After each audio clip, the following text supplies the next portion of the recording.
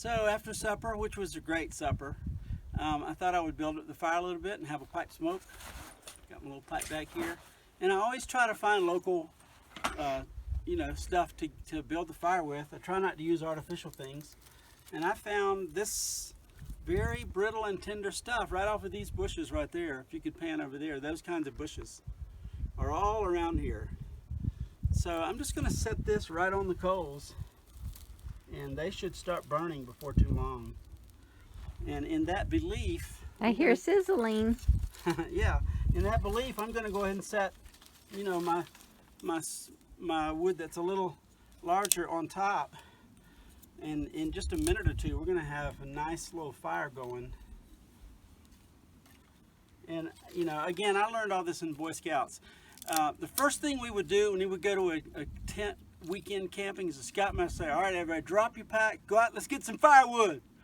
So we'd go out and just drag in whatever was there, and then we would break them up in little pieces. And I've shown this on a previous video, but I started with the really small, tiny stuff, and then pencil-like stuff, and then I've already broken up all of this stuff, from just wood that's lying around. And there is another example of some of the bigger sticks that are lying around. So I'll break that up later, and I'll have a nice big roaring fire. And there's lots of wood around here, so it's really easy to start a fire. It's brittle, and if I blow on this just a little bit, I guess I should do that. Yep. And it'll start up. It'll flame up in just a heartbeat.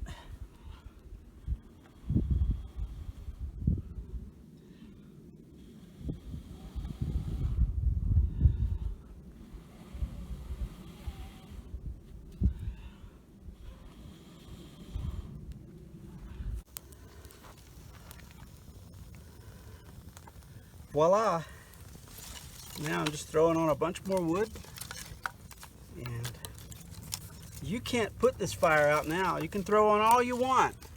I know sometimes, just to play a little game with myself, I would have a bunch of wood prepared, and I would just throw it all on, size it up until it was a big old hunk of things, and it would smolder, and before long it was a huge blazing fire. So you cannot put this out at this point. This wood is so brittle. So I have lots of this kind of wood to put on it.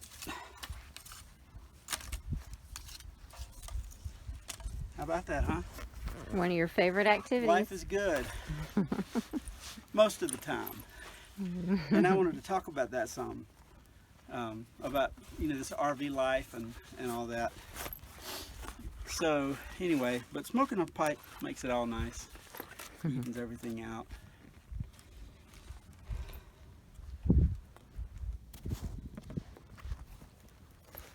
Quiet moment. Smells good. Still running? Mm-hmm. Oh, okay.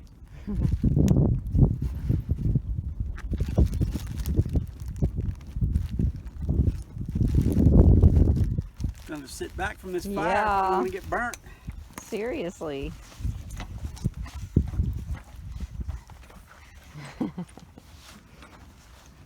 That was embarrassing. Hope you didn't get that on film. I did. Oh my gosh. So, the thing about RV life, we've been out a little over 7 months now, and I have really enjoyed it, most of it. But because we boondock a lot, I guess maybe we inconvenience ourselves a little bit more, and we don't get niceties and amenities that make things super, super nice.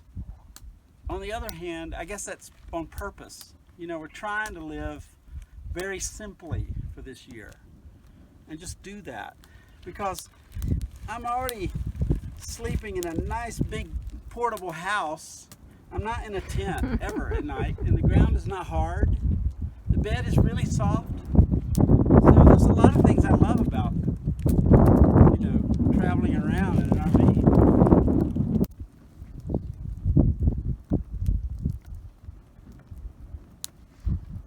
This is another way Kevin inconveniences himself.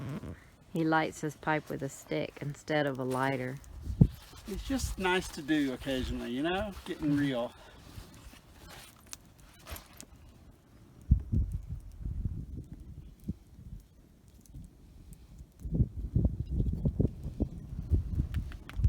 quiet in the RV life.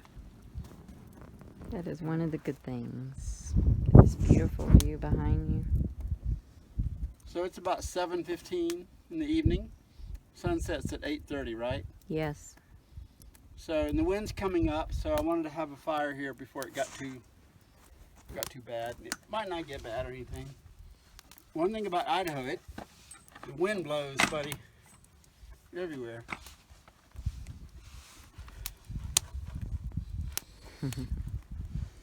So when you're doing this, you think, you know, this is what I came out here for. This is, you know, the sunset and the fire and the pipe and the mountains and the snow on the mountains. You know, it's late April. There's snow on the mountains in the Sawtooth here in Idaho. I love it. Yeah, that's cool. And it gets down to 32 here tonight. Mm-hmm. But if you go up in those mountains and camp, it'll be 19 degrees.